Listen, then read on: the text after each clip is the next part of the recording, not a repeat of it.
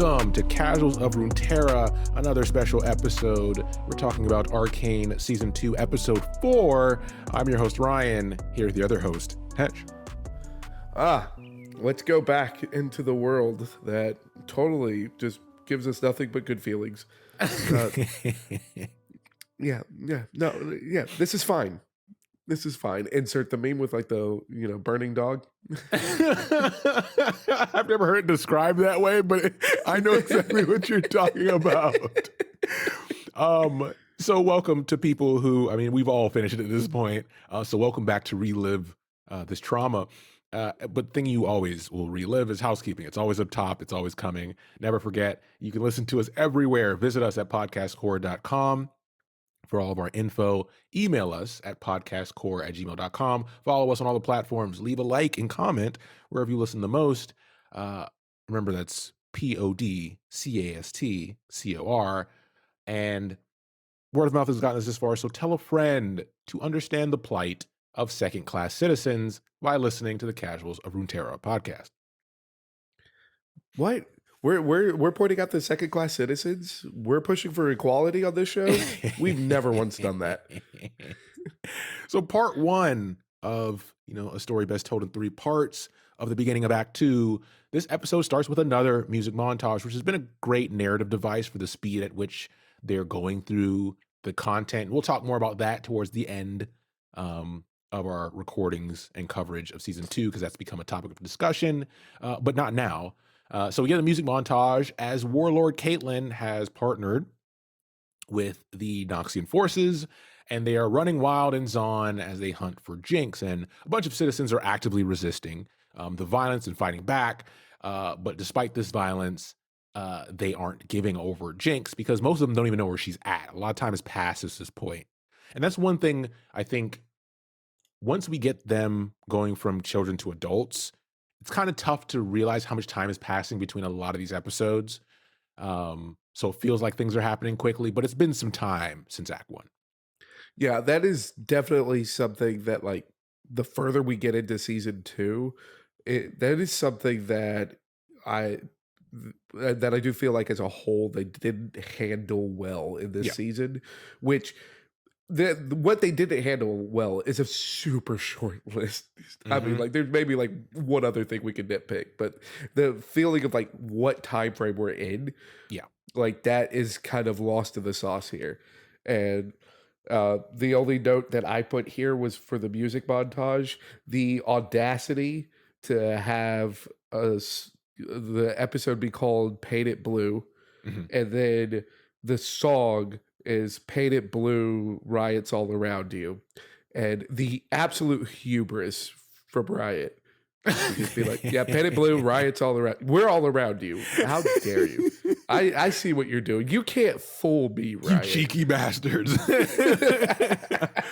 So the next scene we get the intro music, right, as always, and then we get the first scene after that, which is Caitlyn unable to sleep, and she's having a bit of a sleepover where we see her in bed with Maddie. And Maddie is trying to console her as she's kind of contemplating what's happening in Zaun, whether it's a necessary evil and her place in it, and then also, pushing back against Medarda or Mbessa specifically. And it's interesting as far as like her desire to be pushing back against Mbessa, because she's also in the same sentence, like talking about how much Mbessa has taught her and how much she values the mentorship from Mbessa, which, like, it could be a thing of like how much she misses her mom, because like Act 1 was really a lot of like Caitlyn trying to deal with this grief and channeling it into hate. but it's also a thing of like maybe it is like a professional courtesy as well. Like, it's a little unsure just because of how many different emotions Caitlyn is clearly going through at this. It's hard to figure out like where she stands in there, because she clearly respects Mbessa, but she does want to keep pushing back. And I do love just how this scene immediately just made Maddie the most hated character on the show. It was immediate. No one wasted any time to be like, yo, this bitch. And they set her up, being a redhead. They kind of prepped the they primed the pump for the community on that one. Cartman was right all along. Gingers have no souls. But we'll get a bit more because Hetch made a great point about Ambessa and Caitlyn's relationship as the fascism progresses, and we'll talk a bit more about that. But we then get to see a scene of Jinx, secluded in her hideout alongside Isha, which has become her new little plaything, essentially. And they're entertaining themselves. And Isha, who is mute, is communicating with Jinx, and they're on the same wavelength, right? She knows what she's trying to tell her most of the time. She convinces Jinx to dye her hair blue. Jinx is like, you're making a mistake, but Isha obviously looks up to Jinx, not just as a citizen like all the other citizens that are looking at her as a beacon of revolting, but just as a figure, somebody like a sister, almost. And afterwards, Isha tries to convince Jinx to reveal herself in her own way and fight back against the enforcers, and Jinx refuses and kind of steps away. Yeah, and this is really cool as far as having the human element that Jinx is experiencing. It's really cool that they did introduce it through a character who is mute, because Yes. Jinx has a lot going on in her head, and there's more than one person in that head. So it's not like you need to add another voice into it. You just need to add someone who will listen to Jinx and hear her out, and let Jinx bounce her ideas off of this other person. Yeah. It's like giving a physical representation to the voices that she is dealing with. And like, to hammer it home, because we did really clap onto it too hard with the beginning montage, but we do see there is a lot of different graffiti art of Jinx out in Zod. So she is being lifted up as a hero, despite the fact that she doesn't see herself as that, nor does she want to. So Isha is over here being like, you could be. And Jinx is like, no. And Isha has a lot of personality, which, we talk about how much care they put into this show when it comes to representation. So having someone who is mute, who uses some sign language to communicate, there's two things there. First is it fits very well into the world because, so many of the orphans in Zon are traumatized, and being a mute can also be triggered not just from, biological issues, but from trauma, as a trauma response. So to not use that as just a crutch for this character, because she has her own attitude, she steps that line, she's her own person with her own personality, and is able to battle, like kind of bounce against Jinx, who is a very heavy personality, and still be, accepted as Jinx wants her around. That's a task to do is right from a writing perspective, and they nailed it. And they do, like, to hammer home how well they nailed that aspect. Yeah. Blah, I learned to talk one day. But to hammer that home, like, their interactions, everything feels significantly more like a big sister with a little sister. It does not feel like, Jinx is now a mom adopting an orphan. It is very much like she sees Isha as a peer, and Isha sees her as a peer. Like, that is how this is. And they do a really good job of, like, just hammering that home, so it feels natural. Like, you don't second guess yourself as far as assuming that they are sisters, spiritually speaking. Because, Vi is the actual sister, but you don't second guess it. Like, you don't at any point get that feeling that, like, Jinx is just now a mother. Like, it never once comes up. That wouldn't work, right? It wouldn't work. But that's a sign of good writing, that it's like, it's very natural that it's like, yeah, they're just acting like sisters. Yeah, and then we wrap up part one with Ambessa, because listen, when you have fascism, you need people doing unethical experiments, and Ambessa is doing secret deadly live testing, trying to figure out hex tech, because we find out through Ambessa's words that all of the scientists kind of stepped away, either fleeing or kind of going into hiding when they decided for martial law because they want nothing to do with it. So, first of all, props to the scientists because that rarely happens in history. Rarely. But yeah, the scientists have their own integrity, and she's unable and pissed because she thought if I gain control of the military, the scientists would follow, they would heal. But this is the city of progress. There's a lot of things that are very different than you would expect, and this is one of them. Yeah. Uh, like it. This is really fun because it's starting to set up as far as like how desperate Ambessa is Yeah, starting to get because we do know that like she was already scared. Like we got that in the last episode with Lest telling Mel that it's like, hey, something has her spooked. But now it's like plain as day of just like not only are those threats very real because I yeah. can't find Mel, but the walls are closing in because now I'm finding fewer and fewer friends. Mhm. So it's like, oh boy, like only good things will come if a military state feels afraid. So this takes us to part two. We start off after that conversation between Ambessa and her right hand man Rictus. The enforcers have now set up checkpoints all across Zon, and that's never a good thing. Checkpoints are bad all the time. 100% of the time. This is not open to debate. 100% of history, checkpoints have been bad.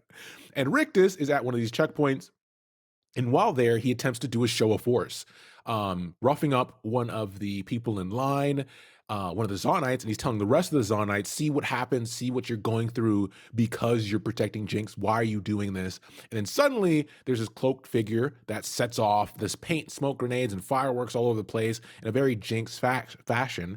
And it distracts the guards, and the crowd acts on that and begins to fight back because Rictus has escalated the situation. So people are already pissed, and they see this as an opportunity, and they think that's Jinx. And then we see the person in the cloak, and it's actually Isha pretending to be Jinx, and she runs off during this chaos.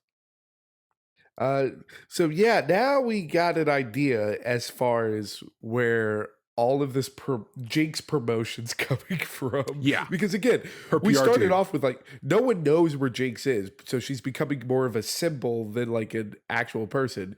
But how is this symbol still alive if Jinx isn't acting? Well, a blue-haired girl is acting. Yeah, can't kill an idea. So then we get a scene that goes back to what Hetch mentioned about Caitlyn and Ambessa. And this is one of the few scenes where we see them together. And Caitlyn or Ambessa comes in to have a meeting with about the situation with Zon. She notices Maddie's there and kind of can tell what's going on.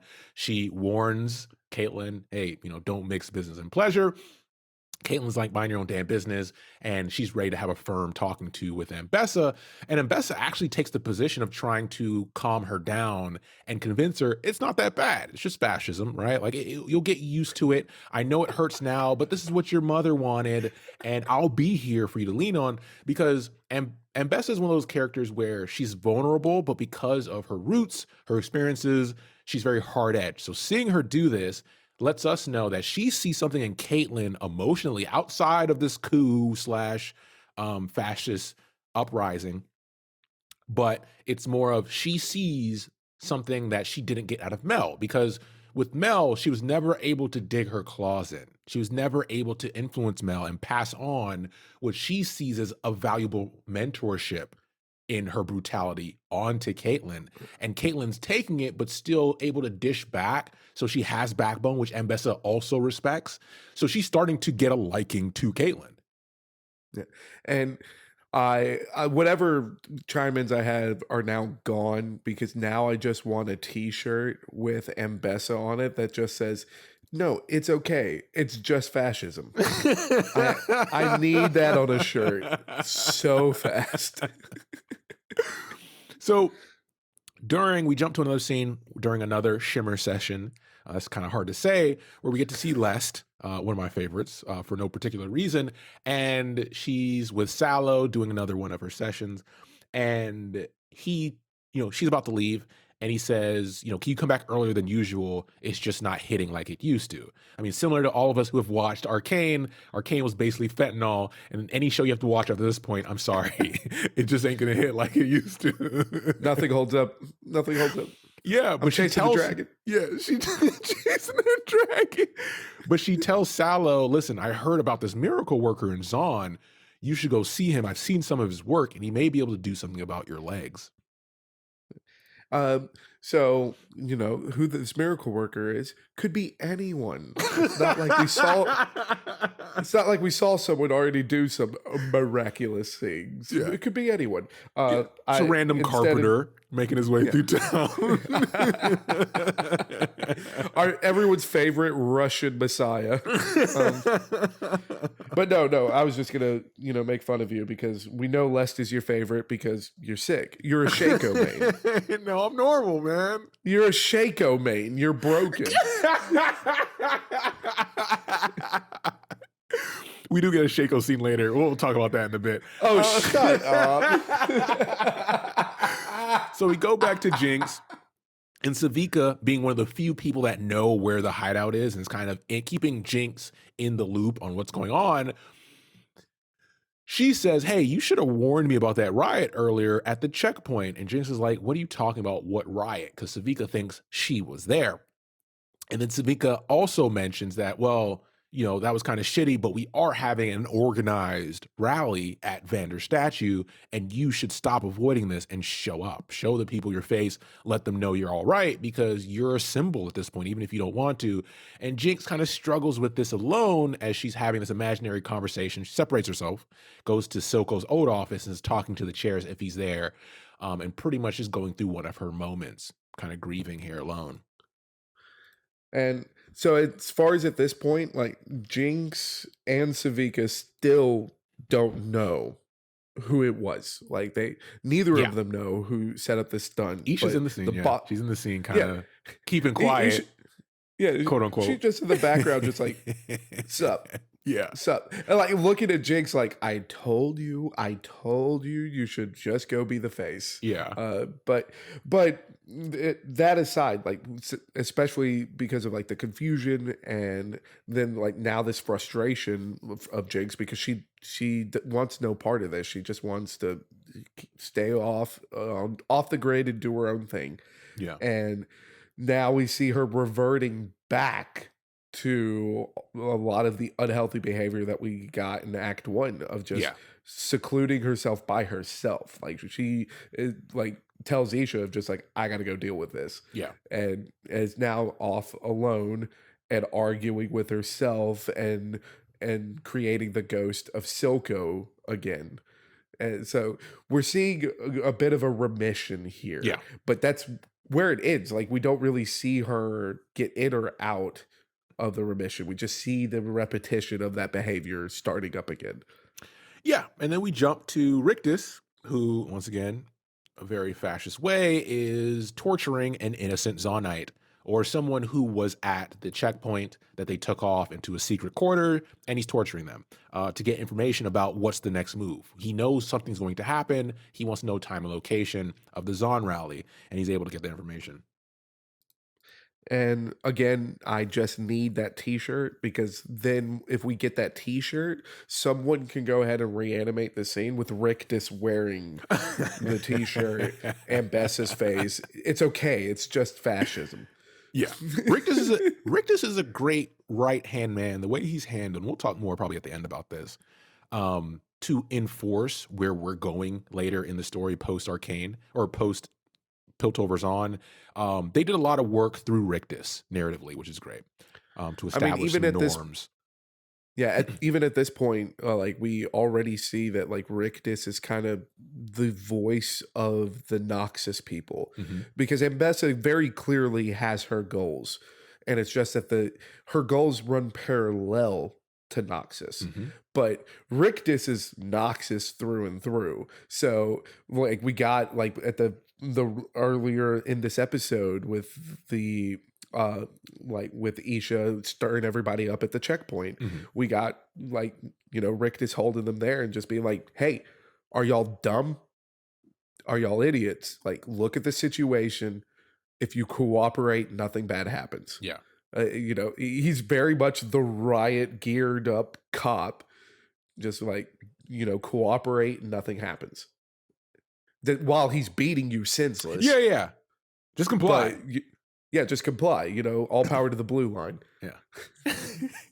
So I guess in this line, red lines matter, right? Red lines matter. So, Hey, so Sabika now is at the rally giving a speech because she's always kind of been the surrogate when Jinx isn't around, to get the people together. She's very much a pinnacle of stepping up while Vander's not there, right? There's this huge hole. She's kind of played that role reluctantly, right? Because she didn't want to do this alone. It's just we saw what happened with the Chem Baron setup. And Savika's gives a speech, and Isha pops up and then pops a blue flare while standing on top of Vander's statue. And that kind of signals solidarity with Jinx, and everyone's getting into it, coming together, all these different groups in Zaun. And then Rictus shows up, and he has his enforcers, and he wastes no time pretty much telling, hey, every participant here is under arrest. No reason, martial law. And then the people obviously begin to fight back, right? Once again. And Singe is there. And when he's approached by some enforcers, they obviously see he's kind of different. Like, this dude's a bit sketchy. And he cuts his hand and allows them to take him into custody, and you start to see drops of blood trigger. And we get a cut to the senses of the monster he created that's beginning to wake up, as this blood and this scent is getting in the air, as like there's this familiarity. Remember, he gave this thing a damn blood transfusion. And so the enforcers start carting people off to prison. And meanwhile, Singe's monster is starting to follow the scent, this trail of blood. And that's where part 2 ends. that's totally okay, right? Like, it Yeah, is it'll be fun. totally okay Yeah. that the blood transfused monstrosity is triggered by blood. Right? Nothing bad can happen here. I also enjoyed it because, like, while they're getting carted off, and like the end of Act 2 is them in the paddy wagon, and he's looking at Isha, and he's just like, "Don't worry, kid, we won't be here long." And it's like, In what "Oh, sense? oh, in what sense, indeed?" Now, and again, like, because we were talking about like how well Rictus is used, you kind of glossed over that it's like he didn't just show up and Oh, say yeah. everyone here is under arrest. He showed up, tossed a javelin Yeah. through Savika's fake arm, and then said, "You're all under arrest." Like, he did the straight up Bugs Bunny meme of just firing from the gun off the hip and Yeah. then saying, "You're under arrest." Like, it is the perfect way of just like, yeah, this is what a fascist cop looks Yeah, like. isn't it weird how he constantly is the first one to enact violence before it gets the ruckus starts? Weird how that happens. Must just be fictional. So part 3, part 3 starts off with Savika escaping because she's real good at that, without her arm because of Rictus. And she goes back to Jinx, is like, listen, they carted off a bunch of people and they got Isha. And that really gets Jinx because she now has a connection to Isha specifically. And she agrees to go with Savika to help them. So they sneak into prison with Jinx disguised as an enforcer. And this is our, rare moment of levity. And she has Savika as if she's a prisoner that got away, and she's bringing her back herself. And they make it inside and are able to open up all the cells and release all the prisoners. And you get this moment, which has been memed, where she's standing there and she tries to make light of it, right? She's like, "Hey, everybody, I'm here," like like you said, Bugs Bunny, very Looney Tunes fashion. But everyone coming out of the cells are literally like grateful for her, and they walk by at the sentimental moment where she realizes, as they kind of touch her shoulders, they pass by, that, oh shit, this is not a joke. This is like this matters to them. And I brought up Shaco earlier because someone did a meme where that was the only appearance where Shaco shows up to release everybody. And it's like, wait a minute, what the fuck is Shaco here for? That meme Anything is to so give him good. any lore. That meme is so good too, because it's like the people that he's letting out of prison are all champions. Yeah, And the first champion to like touch his shoulder is Camila. and then the very next panel is her lysoling her hand. Listen, we should do that as a tribute where we give our Shaco lore. Maybe one day. Okay, I could start writing a story. Yeah. We'll I got this. workshop it. But yeah, that's a very cool moment. And this moment is cut with Ambessa, who actually passed by Jinx not knowing, but had the sense because she has that warrior, sense to her where she knew something was off. But she's now at the top of the tower and has the suspicion that something isn't right. And suddenly, a damaged transport is heading towards them, obviously out of commission because no one should be on a transport after the prisoners have already been delivered. And it begins heading towards her, and her guards that are on the post and they're looking at it. And inside, we get a shot of it being damaged and torn. And inside of it is an enraged Warwick. And Ambessa, being herself, is curious about what it is. So she prepares to fight.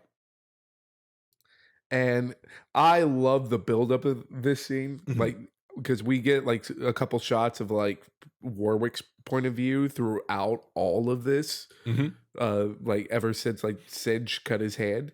So then like that, like in contrast to everything else that's happening, just creates the perfect level of tension to be like, oh boy, like I felt like I was holding my breath Yeah. leading up to this moment. Yeah, it was very well, like, the scenes, the camera position, all that was good for setting up the tenseness of this Really good. scene, because usually at this point, we've had our Sakuga, but we're getting there for the end of this episode, which is unique. So suspiciously singed when the doors were opened, he closed his. He reclosed his cell door and sat back down because he knows what to expect. And then we have reinforcements arrive in the elevators with their shields, and they arrive to find Savika, Isha, and Jinx are still there. Everyone else has made their way out in the other elevators. And then a damaged elevator hits their floor, and it's piercing red and it's pulsing, and you know what's inside. And Warwick pops out and goes on an absolute rampage. The level of Rampage, the only thing that I have watched in recent years Yeah. that it matched this level of Rampage as far as just like the feeling as an audience Mhm. member, was Rogue One Darth Yep. Vader reveal. Like it, Yep. it was just the moment that it's like in Rogue One, the moment you saw it was Darth Vader, Yeah. and in this moment, the moment it's like it is fully confirmed it's Warwick, you're like everyone in that hallway is dead. Yeah. And all that's left is to see how long they live. Yeah. This depiction of Warwick is I know a lot of people were concerned early on with how it was going when Singe was building him, but the way they represented the bloodlust, the rage, holy shit, is it terrifying. Props off to the animators specifically on this one because we get some Sakuga. And it's basically Jinx versus Warwick, right? This League of Legends still, baby, as Savika and Yeah. Isha are dodging and trying to get her out, where Savika can tell that Jinx is willing to sacrifice herself to make sure she can get Isha out.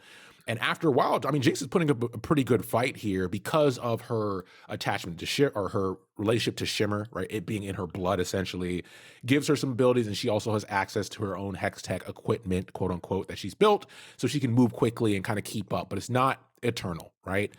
And finally, Warwick gets a hold of her, pins her down, and before he can finish her off, he notices like a memory flashes, and his rage starts to simmer down. And then we see that inside of Warwick is Vander's consciousness, and he says, Ugh.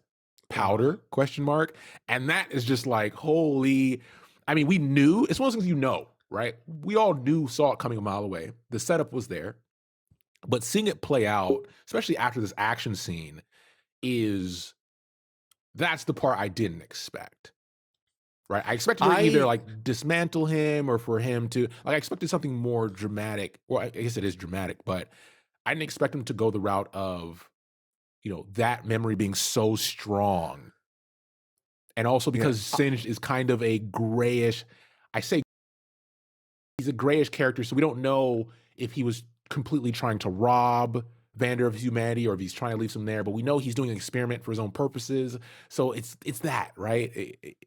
Yeah, I thought that they were gonna go in a completely different direction with it, because like especially uh, for fans like you and I Yeah. specifically, like we read the comics, we Yep. read the lore, we know all this. Yeah. So in Warwick's lore, Warwick never remembers who he was, Yeah. and in his lore, he was a ruthless gangster before he was turned into Warwick, Yeah. but the human in him never takes over again. Yeah. It is just gone. Vander is not a ruthless gang lord. Yeah. Like Vander was the original face as far as for like people's rights in Zon. Yeah. Eh, so as far as the fact that it's like, Vander is going to be the face of Warwick, this is a big lore change because of the fact that Vander's still in there. Yeah. Because in Warwick's lore, there is nobody in there. Yeah. It's done. It's done so. But now we know that it's like that Vander's still in there. It's big implications as far as for Warwick's lore. And so I thought that it was going to be more of like Warwick pops up and it's Vander's face, but he's gone Yeah. because he's dead.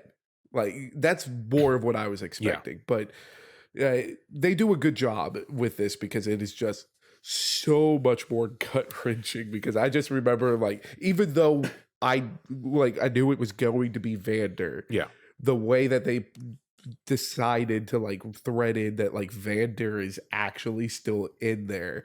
It was like I could feel my heart just drop of just like, oh Yeah. no. Yeah, and that's where they wrap up the episode. So that would be the coverage for it. But we'll get into the discussion in a little bit here. We got some time, and I want to stay on what you brought up about how they changed things, and it's become a topic of discussion. We'll get more into the other characters and the changes as we do more episodes that focus more on them.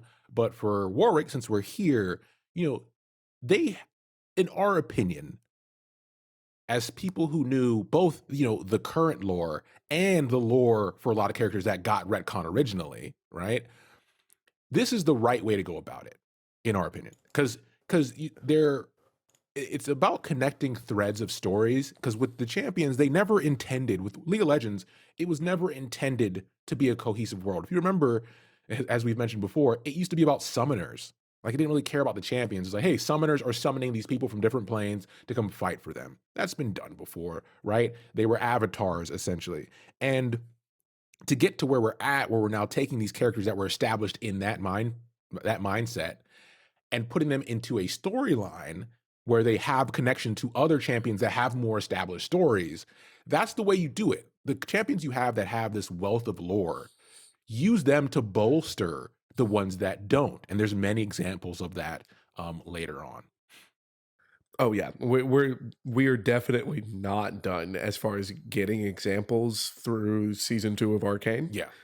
So if that's something that you haven't watched yet, go watch it because we got a lot to talk about later on. But they absolutely have done a good job here because I mean, just go ahead and take it as bare bones as possible. Warwick's lore is a gangster, has no memories, is now just a bloodthirsty killing machine that just is in the deepest quarters of Zond. Yeah. Full stop. And now it's like, okay, cool. We know we have so much more depth as far as with Jinx and Vi. We have so much more depth as far as like how Echo became the person that he was. Because as far as for this generation of subbrats, they were all together. And it's like, okay, well, there's other faces that have been introduced that have major implications on like how these characters were shaped. Which ones can we continue using? And Vander is a perfect character to continue using because I don't know of anyone who watched season 1 who did not like Vander as a character. Yeah. So if you like someone as a character as much and you create a character that is as big of a hit as Vander was, why would you ignore it? Especially when there are the tools readily available to continue moving that forward. And this is a great way to do it because it's like, okay, cool.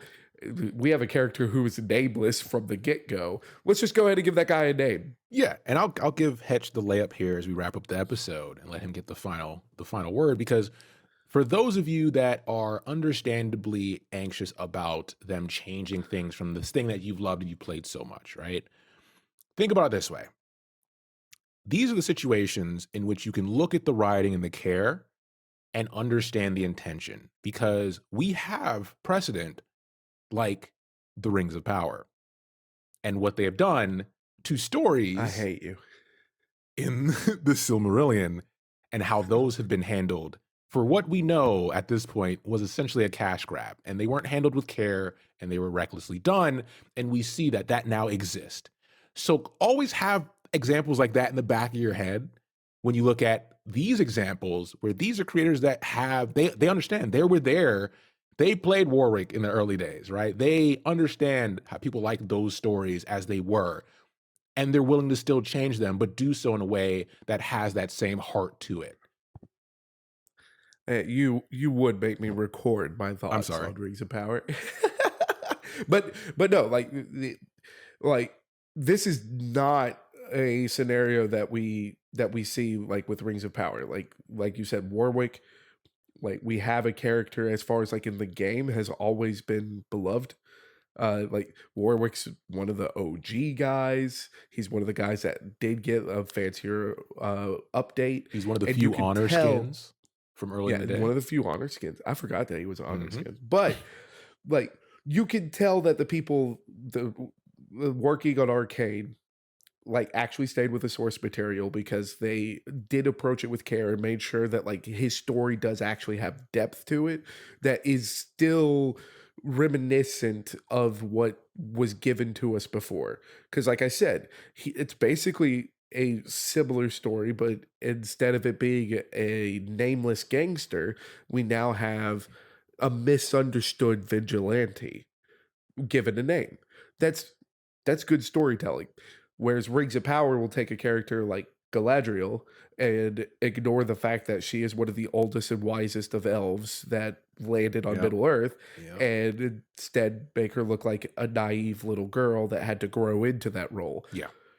It's not bad as far as a television storyline, and it does a good job of playing into the fact that Sauron's hot, which is canonically correct. That's canon. Like, don't get mad at me. That's how it's written. Yeah. That's canon. So it's like, okay, cool. Like you at least stayed true to that aspect, and to stay true to that aspect, you absolutely gutted a mainstaying character to the show, and to pretend like she had to grow into that role, despite the fact that she was always Queen Elf. Yeah. Right. I don't mean that as far as like she was the Queen of Elves before Lord of the Rings fans get mad at me. I mean that in Queen energy. You fool! You fool! You foolish fool! But yeah, Hetch, you know, he's our Lord of the Rings guy. So all that being said, be happy because it's good paint. It's good paint. It's really good paint. So slap it on the Corolla and give us the MMO already. With that, thanks for listening. And we're not done, so we'll be back soon with the next Arcane Season 2 episode. Yeah, take care, everybody.